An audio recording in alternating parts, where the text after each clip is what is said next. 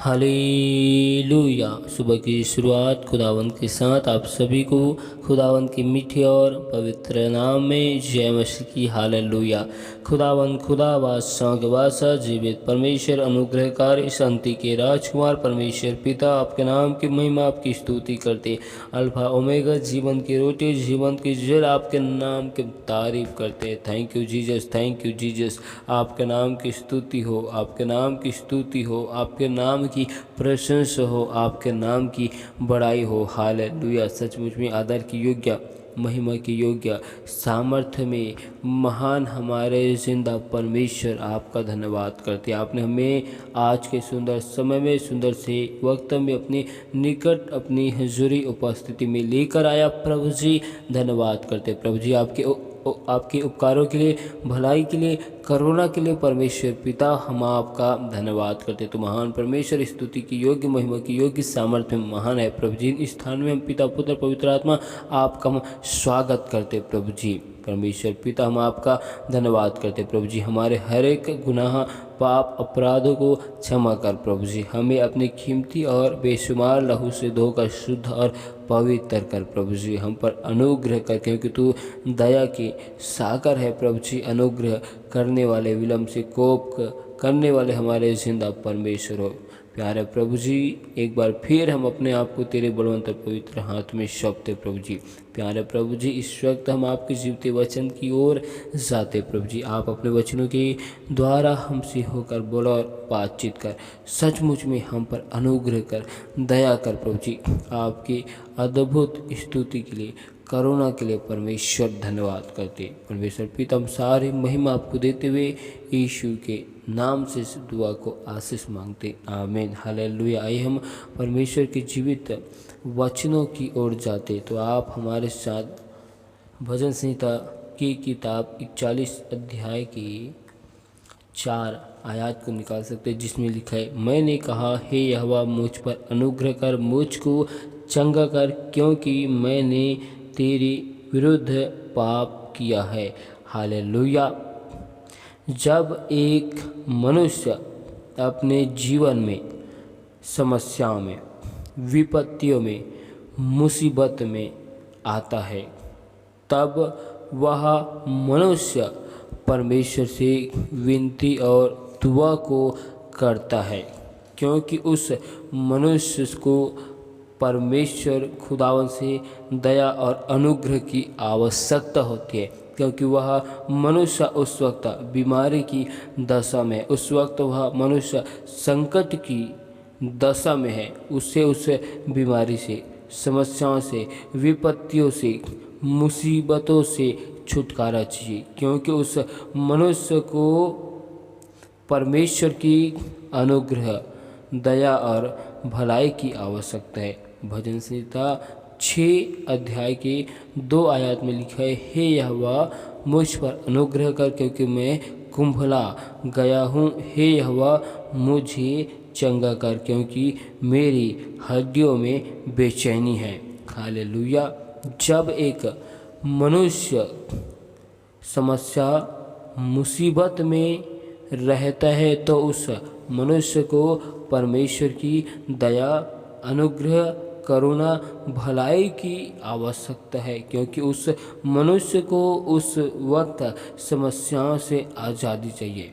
Hallelujah. जब मनुष्य मुसीबत और संकट में होता है, तो उस मनुष्य को स्मरण आता है कि मैंने परमेश्वर खुदावन के विरुद्ध में बातें की है, मैंने परमेश्वर खुदावन के विरुद्ध में पाप को उत्पन्न किया है, जिसकी वजह से, जिसकी कारण से मैं समस्याओं में, मुसीबत में हूँ। जब मनुष्य समस्याओं और मुसीबतों में होता है, तो उनका मन, हृदय, विचार बेचैन हो जाता है। हालेलुया। उनके शरीर के हर एक अंग बेचैनी को महसूस करता है, क्योंकि उसे उस वक्त छुटकारे की, चंगाई की आवश्यकता होती है। यदि वह मनुष्य अपने शारीरिक दशा में समस्याओं में है, तो उन्हें उस समस्या से आज़ादी चाहिए।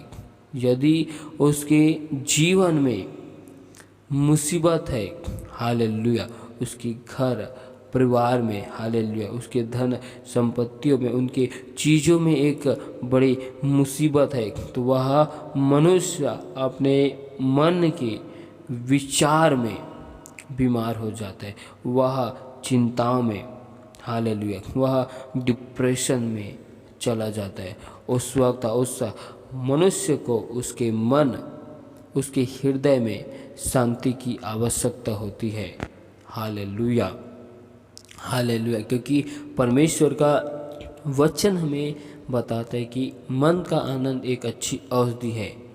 हालेलुया, जब हमारा मन आनंदित रहेगा तो हमारा शरीर, देह, हमारा जीवन भी आनंदित रहेगा।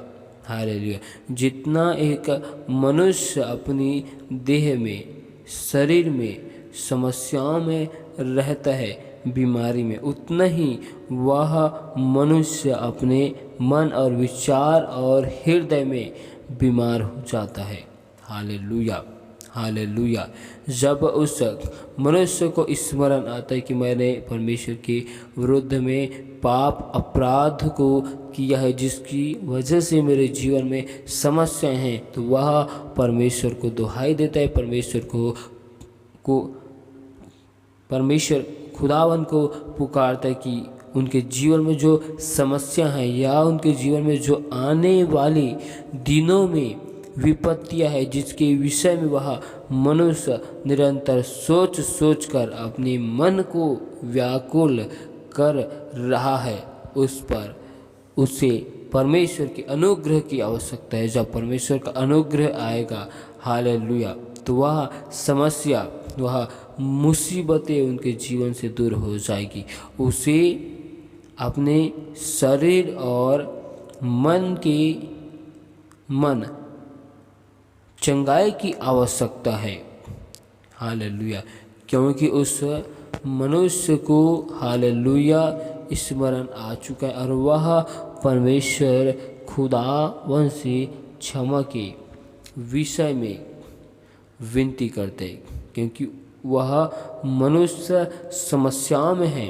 समस्याओं में होने की वजह से उसे स्मरण आता है कि उसने परमेश्वर खुदावन के विरुद्ध में पाप को उत्पन्न किया है, तो वह मनुष्य परमेश्वर खुदावन से क्षमा के लिए, हालेलुया, क्षमा प्राप्ति के लिए परमेश्वर खुदावन से विनती करता है। हालेलुया, हालेलुया, परमेश्वर का जीवित वचन हमें बताता है, भजन संहिता 51 की 10 आयत में लिखा है, हे परमेश्वर, मेरे अंदर शुद्ध मन उत्पन्न कर और मेरे भीतर स्थिर आत्मा नए सिरे से उत्पन्न कर।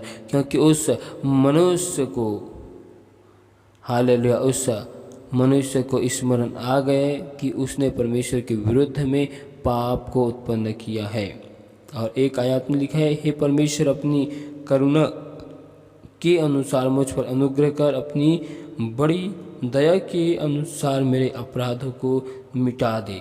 उस मनुष्य को अपने पाप के विषय में स्मरण आ गया कि उस मनुष्य ने परमेश्वर और मनुष्य दोनों के विषय में पाप और अपराध को किया है, चाहे वह पाप मन से हो, चाहे वह पाप आज्ञाओं के विरुद्ध में क्यों न हो, चाहे वह पाप कैसे भी हो, उस मनुष्य को स्मरण आ चुका है कि वह पाप को किया है और वह अपने सारे अधर्म को अपने जीवन से दूर करने के लिए, अपने आप को शुद्ध और पवित्र करने के लिए परमेश्वर से विनती करते हैं, क्योंकि वह मनुष्य अब समस्याओं में है, मुसीबतों में है। हालेलुया, परमेश्वर से क्षमा के लिए विनती करते हैं, दया के लिए परमेश्वर से विनती करते, क्योंकि वह मनुष्य परमेश्वर के पहले प्रेम को खो दिया है और वह मनुष्य परमेश्वर के पहले प्रेम को चाहता है। Hallelujah, hallelujah. जब परमेश्वर का प्रेम उसके जीवन में आएगा तब उन्हें पापों से आज़ादी, पापों से क्षमा मिलेगी और परमेश्वर की अनुग्रह, परमेश्वर की भलाई उनके जीवन में उत्पन्न होगी। भजन संहिता 103 अध्याय के 3 आयत में लिखा है, वही तो तेरे सब अधर्म को क्षमा करता और तेरे सब रोगों को चंगा करता।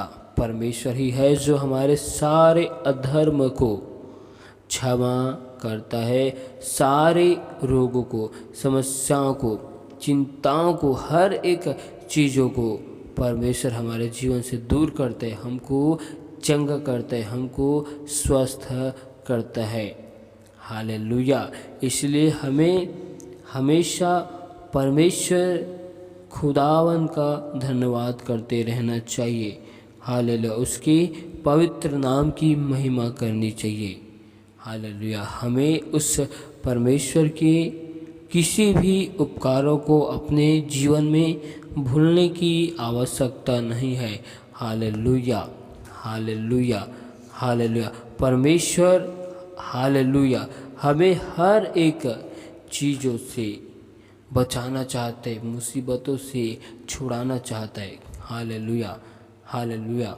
परमेश्वर हमें अद्भुत अनुग्रह, अद्भुत आशीष को परमेश्वर देना चाहता है, क्योंकि वह परमेश्वर महान है, वही तो है स्तुति की योग्य।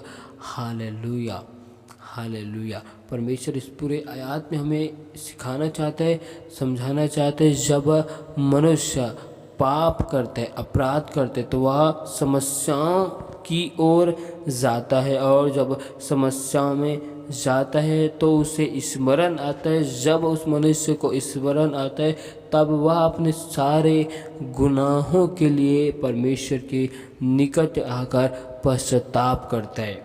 वह पश्चाताप इसलिए करता है कि परमेश्वर का प्रेम, परमेश्वर का अनुग्रह उस पर हो, परमेश्वर की दया के लिए, करुणा के लिए वह परमेश्वर से पश्चाताप करते, क्योंकि वह परमेश्वर के प्रेम से दूर हो गया था। उस प्रेम को फिर से वह पाने की कोशिश करते हैं। जिस प्रकार हम बाइबल में उड़ाओ पुत्र के विषय में देखते हैं कि वह अपने पिता के घर को छोड़कर दूर देश को जाता है।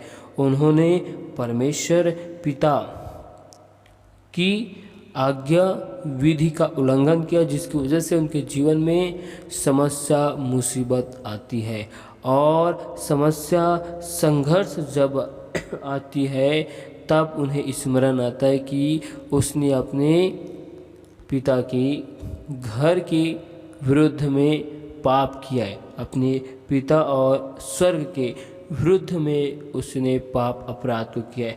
तब वह उस पाप की क्षमा के लिए परमेश्वर से माफ़ी मांगते हैं और वह अपने घर वापसी की घोषणा करते। वह अपने परमेश्वर पिता के घर में वापस आना चाहते, क्योंकि वह अपने पहले प्रेम को खो दिया था, जिसकी वजह से उनके जीवन में हर एक आशीष उनके जीवन से दूर हो गई थी।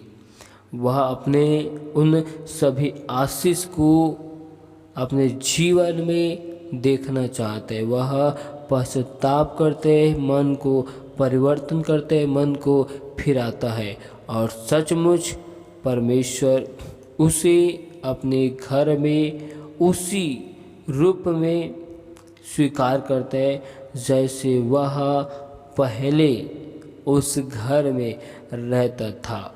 हालेलुया। और उसका पिता कहता है कि जो मर गया था अब वह जीवित हो गया, जो खो गया था वह अब मिल गया, जो खो गया था वह अब आ गया है। Hallelujah, hallelujah. परमेश्वर इस आयत में हमें इसी बात को सिखाता है। परमेश्वर इन वचनों के द्वारा बहुतायत की आशीष को दे। आमीन। हालेलुया।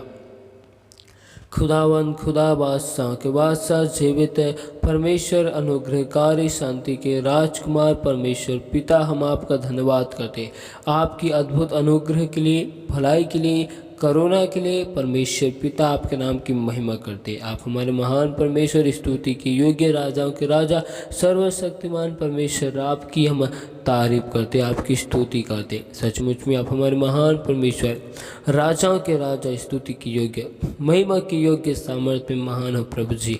पिता परमेश्वर, हम आपसे दुआ करते प्रभु जी, हर एक भाई बहनों के जीवन में आपके अद्भुत अनुग्रह, अद्भुत शांति, अद्भुत खुदावन करुणा को हम मांगते। सचमुच में तुम मेरे महान परमेश्वर, स्तुति के योग्य, महिमा की योग्य, सामर्थ्य महान। हालेलुया। परमेश्वर पिता, आपके अद्भुत अनुग्रह के लिए, भलाइयों के लिए, करुणा के लिए हम धन्यवाद करते। तुम मेरे महान परमेश्वर, स्तुति के योग्य, महिमा की योग्य, सामर्थ्य में महान हो।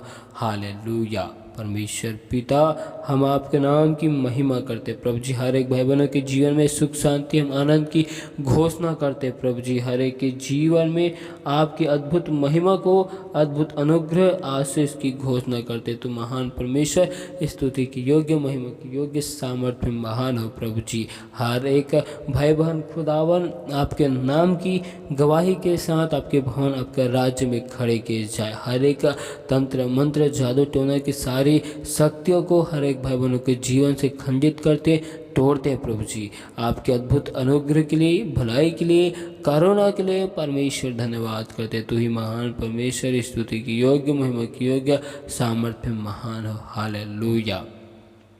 थैंक यू जीसस, आपकी स्तुति के लिए, प्रशंसा के लिए, भलाई के लिए, आपके अद्भुत अनुग्रह के लिए, करुणा के लिए परमेश्वर धन्यवाद करते। परमेश्वर पिता, हम सारी महिमा आपको देते हुए इस दुआ को यीशु मसीह के नाम से मांगते। आमीन।